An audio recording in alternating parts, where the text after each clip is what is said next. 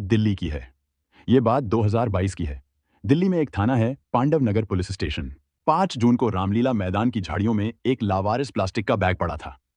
किसी की नजर पड़ी तो फौरन पांडव नगर पुलिस को खबर कर दी गई। कुछ ही देर में पुलिस मौके पर पहुंची। बैग खोला गया तो अंदर का मंजर देख सब सन्न रह गए। एक इंसानी पैर, वो भी बुरी तरह सड़ा गला। ज्यादा जांच पड़ताल शुरू हुई तो कुछ ही दूरी पर एक और प्लास्टिक बैग पड़ा मिला। जब उसे खोला गया तो उसमें भी एक पैर निकला। देखने से ही साफ था कि मामला सीधा नहीं था। पुलिस समझ गई कि यहां कोई बड़ा खेल हुआ है। अगले 3-4 दिनों तक रामलीला मैदान की झाड़ियों से एक के बाद एक प्लास्टिक के बैग मिलते रहे।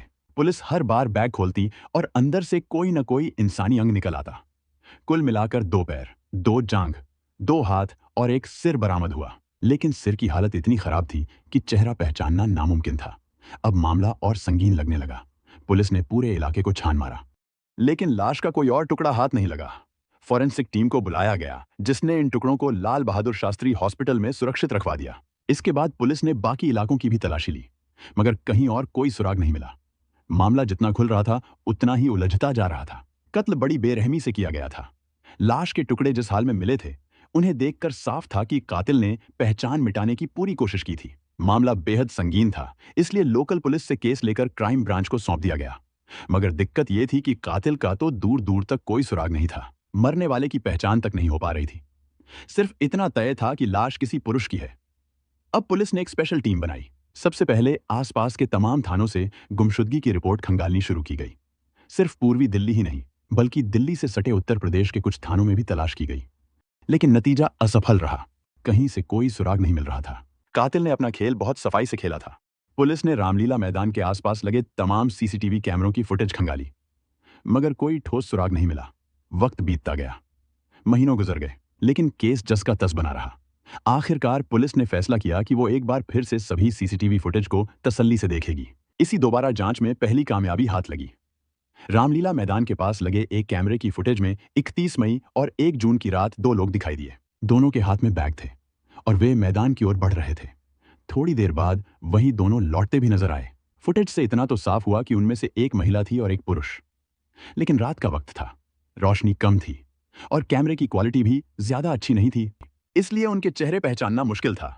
लेकिन अब पुलिस के पास कम से कम एक दिशा थी, एक सुराग था जिसे पकड़कर वो आगे बढ़ सकती थी। जांच आगे बढ़ी तो पुलिस के हाथ एक और फुटेज लगी। यह 1 जून की थी, जिसमें वही पुरुष और महिला प्लास्टिक के बैग लेकर रामलीला मैदान की ओर जाते दिख रहे थे। मगर इस बार भी कैमरे में उनके चेहरे साफ नहीं आ पाए थे। अब पुलिस के पास बस इतना ही सुराग था कि 2 लोग इस कत्ल में शामिल हो सकते हैं। लेकिन वे कौन थे, कहां से आए थे, ये अब भी बड़ा सवाल था। पुलिस ने आसपास के तमाम इलाकों में उनकी तलाश शुरू कर दी। गली गली, दुकान दुकान पूछताछ हुई, लेकिन कोई पहचान नहीं पाया। इसी दौरान पुलिस की एक टीम ने रामलीला मैदान के आसपास की हर कॉलोनी में घर घर जाकर पूछताछ शुरू कर दी। मकसद था यह जानना कि कहीं कोई व्यक्ति गायब तो नहीं है, कोई ऐसी गुमशुदगी जिसे अब तक रिपोर्ट नहीं किया गया हो। मगर लाख कोशिशों के बावजूद पुलिस को कोई सुराग नहीं मिला। ऐसा लगने लगा था जैसे कातिलों ने न सिर्फ लाश के टुकड़े बेहद चालाकी से फेंके थे, बल्कि अपनी पहचान मिटाने का भी पूरा इंतजाम कर रखा था। 6 महीने बीत चुके थे। जून से नवंबर आ चुका था। मामला ठंडा पड़ता जा रहा था, लेकिन पुलिस की मेहनत रंग लाने लगी। घर घर जाकर की गई पूछताछ आखिरकार काम आ गई। पुलिस को पता चला कि त्रिलोकपुरी का रहने वाला अंजन दास नाम का एक शख्स पिछले 5-6 महीने से गायब है। पुलिस ने फौरन थानों में उसकी गुमशुदगी की रिपोर्ट तलाशने की कोशिश की, लेकिन चौंकाने वाली बात यह थी कि उसकी मिसिंग रिपोर्ट कहीं दर्ज ही नहीं कराई गई थी। यह बेहद अजीब था।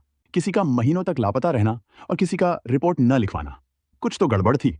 अब पुलिस अंजन दास के बारे में ज्यादा जानने के लिए उसके घर जा पहुंची। दरवाजा खटखटाने पर अंदर से एक महिला और एक नौजवान नजर आए। पहली बार पुलिस की आंखों में चमक आई। सीसीटीवी फुटेज की वो धुंधली तस्वीरें एकदम से दिमाग में घूम गईं। क्या ये वही 2 लोग थे? संदेह गहराने लगा। पुलिस ने दोनों से पूछताछ शुरू कर दी। सवाल सख्त थे, लेकिन जवाब उससे भी ज्यादा दिलचस्प होने वाले थे। महिला का नाम पूनम देवी था और नौजवान दीपक। दीपक पूनम का बेटा था। पुलिस के सवालों के सामने पहले तो दोनों घुमा फिराकर जवाब देते रहे, लेकिन ज्यादा देर तक सच्चाई नहीं छिपा पाए। थोड़ी ही देर में यह साफ हो गया कि अंजन दास 6 महीने पहले तक इसी घर में पूनम और दीपक के साथ रह रहा था। इधर लाल बहादुर शास्त्री अस्पताल में रखे लाश के टुकड़ों की फॉरेंसिक जांच भी पूरी हो चुकी थी। रिपोर्ट में साफ हो गया था कि बरामद किए गए अंग अंजन दास के ही थे। अब पुलिस को सिर्फ एक पक्का सबूत चाहिए था। घर की तलाशी में वो सबूत भी मिल गया। पूनम और दीपक के घर से पुलिस को वही कपड़े मिल गए जो इन दोनों ने 31 मई और 1 जून की रात पहने थे। जब वे लाश के टुकड़ों को फेंकने गए थे। यही कपड़े उन्हें सीसीटीवी कैमरे में भी कैद कर चुके थे। अब झूठ का कोई सहारा नहीं बचा था। पुलिस के पास सबूत भी थे और कातिल भी। अब सिर्फ कत्ल की वजह जाननी बाकी थी और उसकी कहानी सुनकर हर कोई सन्न रह जाने वाला था। पूनम और दीपक अब पुलिस के सामने अपनी कहानी बयां करने लगे। पूनम देवी झारखंड की रहने वाली थी। महज 13 साल की उम्र में उसकी शादी सुखदेव तिवारी नाम के एक शख्स से कर दी गई थी। इस शादी से एक बेटी हुई। सब कुछ ठीक चल रहा था, लेकिन फिर सुखदेव नौकरी की तलाश में दिल्ली चला आया। पूनम को लगा था कि कुछ वक्त बाद सुखदेव लौट आएगा या उसे भी अपने साथ ले जाएगा, लेकिन ऐसा नहीं हुआ। सुखदेव गया तो फिर वापस कभी नहीं आया। पूनम ने कई साल इंतजार किया, लेकिन जब कोई खबर नहीं मिली तो 1997 में उसने खुद बेटी को साथ लिया और दिल्ली आ गई। उसका मकसद था अपने पति सुखदेव को ढूंढना। दिल्ली की गलियों में भटकते हुए, सुखदेव की तलाश में दर दर पूछताछ करते हुए उसने बहुत वक्त गुजार दिया, लेकिन सुखदेव का कोई अता पता नहीं मिला। दिल्ली में सुखदेव को खोजते खोजते पूनम की मुलाकात त्रिलोकपुरी में रहने वाले कल्लू नाम के शख्स से हुई। अकेलेपन से जूझ रही पूनम अब कल्लू के साथ रहने लगी। कल्लू से पूनम के 3 बच्चे हुए, एक बेटा दीपक और 2 बेटियां। लेकिन एक बेटी की 4 साल की उम्र में छत से गिरकर मौत हो गई। यह हादसा पूनम के लिए किसी सदमे से कम नहीं था, मगर जिंदगी चलती रही। कल्लू शराबी था, कोई काम नहीं करता था। इसी वजह से घर में अक्सर झगड़े होते थे। गरीबी और परेशानियों के बीच किसी तरह दिन कट रहे थे। इसी दौरान 2011 में पूनम की मुलाकात अंजन दास से हुई। अंजन एक लिफ्ट मैकेनिक था, मेहनती था और शायद वही सहारा था जिसकी पूनम को तलाश थी। कुछ ही दिनों में दोनों के बीच नजदीकियां बढ़ने लगीं और प्यार हो गया। फिर 2016 में कल्लू की मौत हो गई। पति के गुजरने के बाद पूनम पूरी तरह अकेली पड़ गई थी, मगर अंजन दास उसके साथ था। 2017 में पूनम ने अपने बच्चों के साथ अंजन दास के साथ रहना शुरू कर दिया। घर वही था, किरदार बदल गए थे। अंजन दास के साथ रहते हुए पूनम को पहली बार यह बात पता चली कि अंजन पहले से शादीशुदा है और उसके 8 बच्चे हैं। उसके बच्चे और पत्नी बिहार में रहते थे।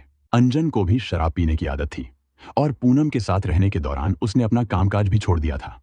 अब वो पूरी तरह से पूनम पर निर्भर हो चुका था। बिहार में अपने परिवार को खर्चा भेजने के लिए अंजन अब अक्सर पूनम के गहने और पैसे चुराने लगा। 2018 में पूनम के बेटे दीपक की शादी हो गई। शादी के बाद दीपक अपनी पत्नी के साथ अलग रहने लगा। पूनम की एक बेटी की भी शादी हो चुकी थी, लेकिन शादी के बाद उसका तलाक हो गया। वो बेटी अब अपनी मां पूनम के साथ ही रहती थी।